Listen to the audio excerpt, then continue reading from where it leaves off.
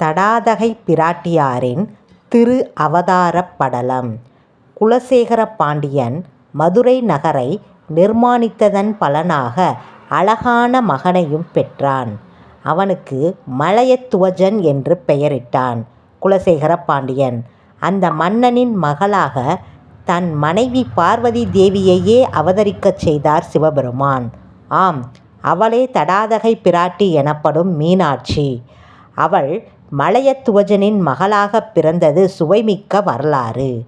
மலையத்துவஜனின் மனைவி காஞ்சனமாலை. இவள் இவ்வுலகில் தோன்றிய உயிர்களில் வித்தியாசமானவள். மனித நிலையில் இருக்கும் நம்மை நாளையே கடவுள் அழைத்து, இன்று முதல் நீ தேவலோகத்தில் தேவனாக இருப்பாய் என்று சொன்னால் நாம் அடையும் ஆனந்தத்துக்கு அளவே இருக்காது. மனித நிலையில் தேவ நிலைக்கு உயர்வதையே உயிர்கள் விரும்பும். ஆனால் காஞ்சனமாலை இதற்கு நேரெதிரானவள். அவள் தனது முந்தைய பிறவியில் மனித குலத்தை விட உயர்ந்த கந்தர்வ குலத்தில் பிறந்தாள். அந்த பிறவியில் இருந்து தன்னை மனித குலத்திற்கு தாழ்த்தி கொண்டாள். அப்பொழுது அவளது பெயர் வித்யாவதி. இவளது தந்தை விஸ்வாவசு. இவளுக்கு அம்பிகையின் மீது பிரியம் அதிகம். தந்தையே, அம்பிகையை நேரில் தரிசிக்கும் பாக்கியம் பெற வேண்டும். தாங்கள்தான் அதற்கு உதவ வேண்டும் என்றாள். விஸ்வாவசு அவளுக்கு சக்தி மந்திரத்தை உபதேசித்து அதையே தொடர்ந்து பக்தியுடன் சொல்லி அம்பாளை காணும் பாக்கியத்தை பெறலாம் என்றார். அடுத்து அம்பாளை தரிசிக்க உகந்த இடம் எது என கேட்டாள் வித்யாவதி.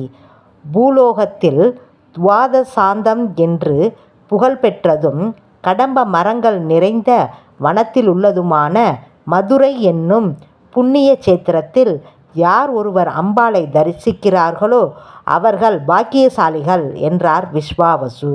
தந்தையிடம் அனுமதி பெற்று கந்தர்வ கன்னியான வித்யாவதி பூலோகம் வந்தாள். மதுரை சேத்திரத்தில் குழந்தை வடிவில் அருள்பாலித்த சக்தி தேவியை வணங்கி வந்தாள். தந்தை உபதேசித்த மந்திரத்தை இடைவிடாது சொன்னாள்.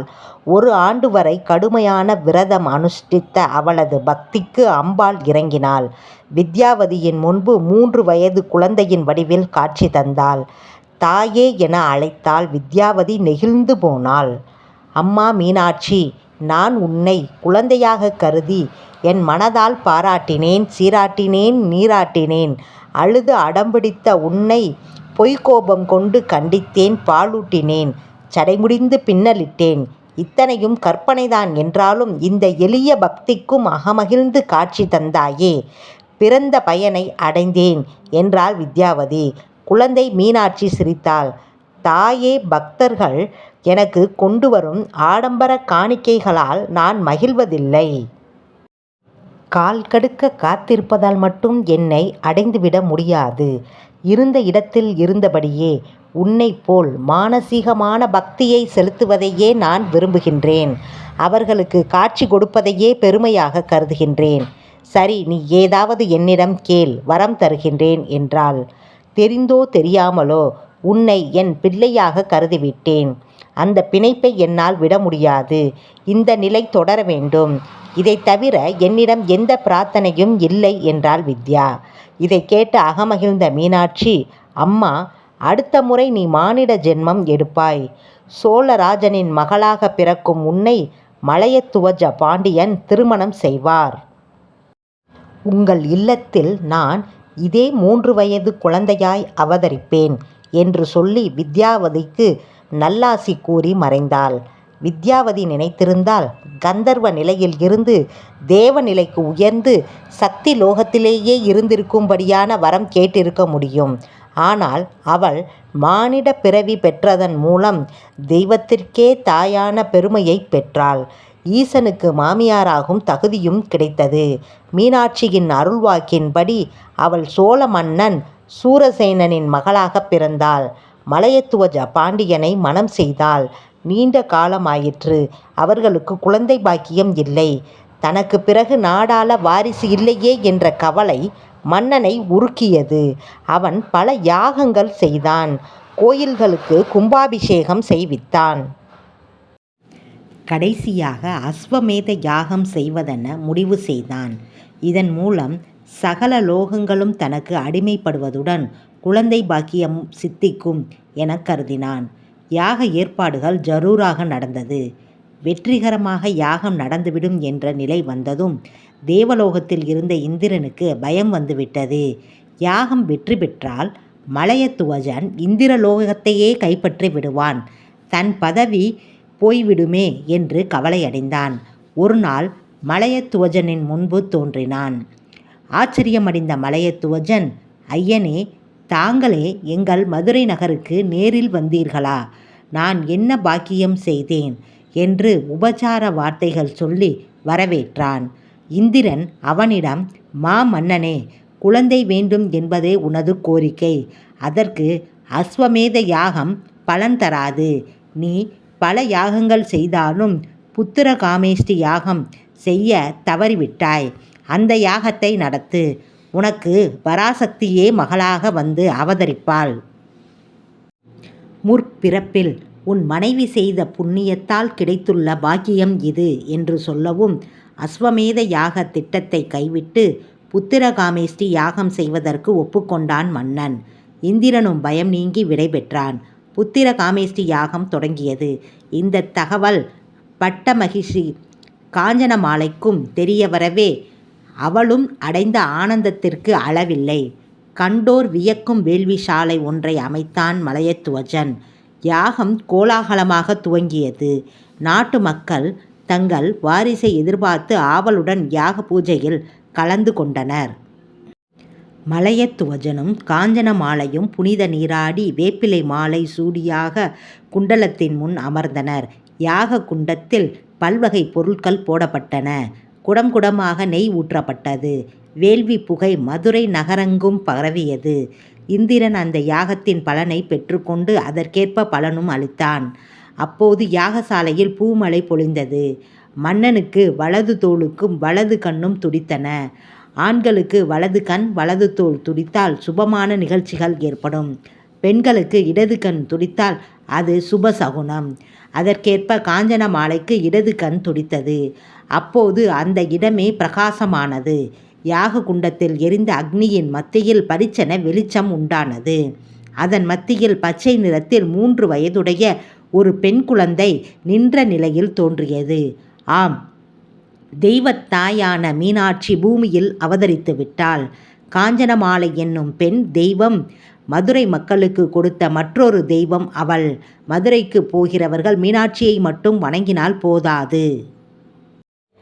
அவள் இந்த பூமியில் அவதரிக்க காரணமான காஞ்சனமாலையையும் வணங்கி வர வேண்டும். கோயில் கிழக்கு வாசல் எதிரேயுள்ள புதுமண்டபத்தை கடந்தால் வரும் எலிகடல் தெருவில் இந்த அம்மைக்கு தனி கோயில் இருக்கிறது. அந்த குழந்தையை கண்டு அகமகிழ்ந்தாள் காஞ்சனா. அவளது மார்பில் தன்னை அறியாமல் பால் சுரந்தது. அனலில் உதித்த அந்த சிறுமியின் கண்கள் கயல் என்னும் மீனுக்கு சமமாக நீண்டு பெரிதாக மிக அழகாக இருந்தது. என் அம்மையே, அங்கையர் கண்ணியே என அவள் அழைத்தாள். கூட்டல் கயல் கூட்டல் கன்னி என்பதே அங்கையர் கன்னி ஆனது. என்றால் அழகிய, கயல் என்றால் மீன், கன்னி என்றால் கண்களை உடையவள். அங்கையர் கன்னி என்றால் அழகிய கண்களை உடையவள் என்று பொருள். இன்னொரு பொருளும் இதற்கு உண்டு. மீனுக்கு தனது பார்வையாலேயே குஞ்சுகளுக்கு இரையூட்டும் சக்தியுண்டு. அது தனது கண்களை இமைப்பதே இல்லை. நாமே கூட பார்க்கலாம். மீனை தண்ணீரை விட்டு வெளியே தூக்கி போட்டு அது இறந்துவிட்டாலும் சரிதான், அதன் கண்கள் மட்டும் திறந்தே இருக்கும். ஆக ஒரு கணம் கூட இமைக்காமல் மக்களை பாதுகாப்பவள் என்ற பொருளும் இதற்குண்டு. அதனால்தான் மீனின் ஆட்சி மதுரையில் நடக்கிறது. அன்னையும் மீனாட்சி என்கின்றோம். மலையத்துவஜன் மகளை வாரி அணைத்தான். அதன் பட்டு கன்னங்களில் முத்தமழை பொழிந்தான்.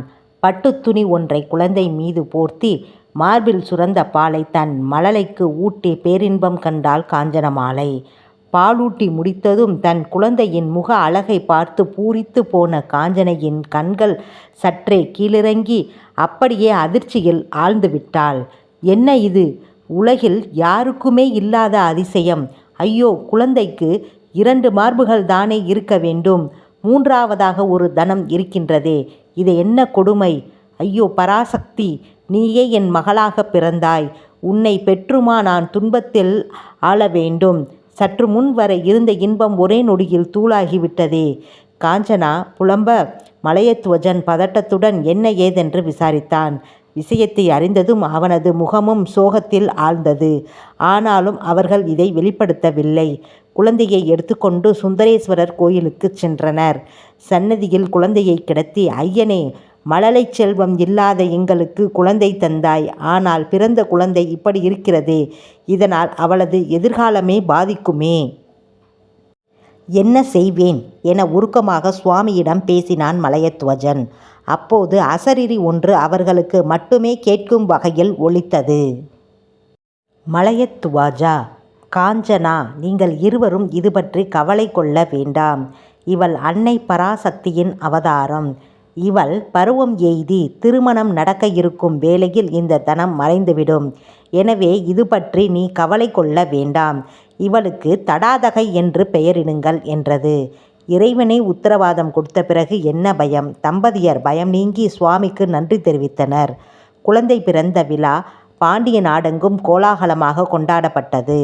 மதுரை நகரம் விழா கோலம் பூண்டது. மன்னன் தன் மக்களுக்கு தான தர்மம் செய்தான்.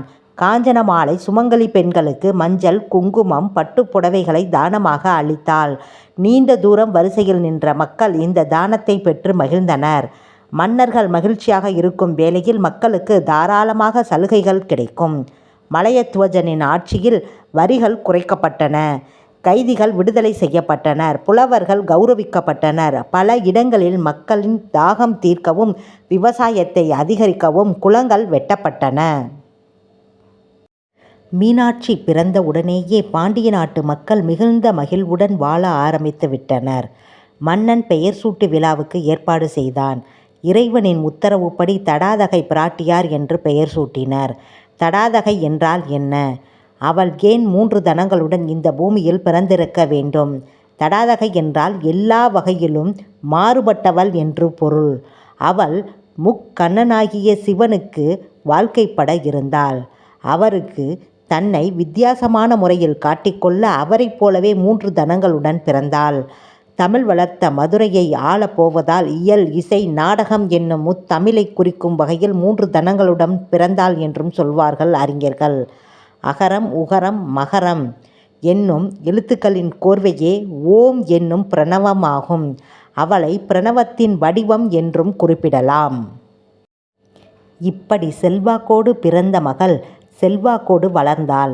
அந்த மகள் பருவத்துக்கு வந்ததும் அவளை மதுரையின் மகாராணியாக பட்டாபிஷேகம் செய்து வைத்தான் மலையத்துவஜன். அவளது ஆட்சியில் காலாகாலத்தில் மழை பொழிந்தது. நீதி தவறாத ஆட்சி, தர்மத்தில் உயர்ந்த ஆட்சி என்று மக்கள் புகழ்பாடினர். மலையத்துவஜ மன்னன் தனது மகளிடம், நீ 8 திக்கும் சென்று எல்லா நாடுகளையும் உனது ஆட்சியின் கீழ் கொண்டு வர வேண்டும். தேவர் உலகமும் உனக்கு அடிமைப்பட வேண்டும். உன்னிலும் வீரமிக்கவர் உலகில் இல்லை என்ற நிலை வரவேண்டும் என்றான். தடாதகை பிராட்டியாரும் அவ்வாறே செய்தாள். இதனிடையே மலையத்துவஜ மன்னன் நோய்வாய்ப்பட்டான். தன்னுடைய இறுதிக்காலம் நெருங்குவதை உணர்ந்த அவன் மந்திரி சுமதியை அழைத்து, மந்திரியாரே, அரசியாரை பற்றிய இரகசியம் ஒன்றை சொல்கின்றேன். இதை உம்மை தவிர யாருக்கும் தெரிய வேண்டாம் என சொல்லி 3 தன இரகசியத்தையும், கைலாசநாதனாகிய சிவபெருமான் அவள் முன் தோன்றியதும் ஒரு தனம் மறையும் என்பதையும், அவர்களுக்கு திருமணம் நடக்கும் என்ற விபரங்களையும் சொன்னான். பின்னர் அவரது உயிர் பிரிந்தது.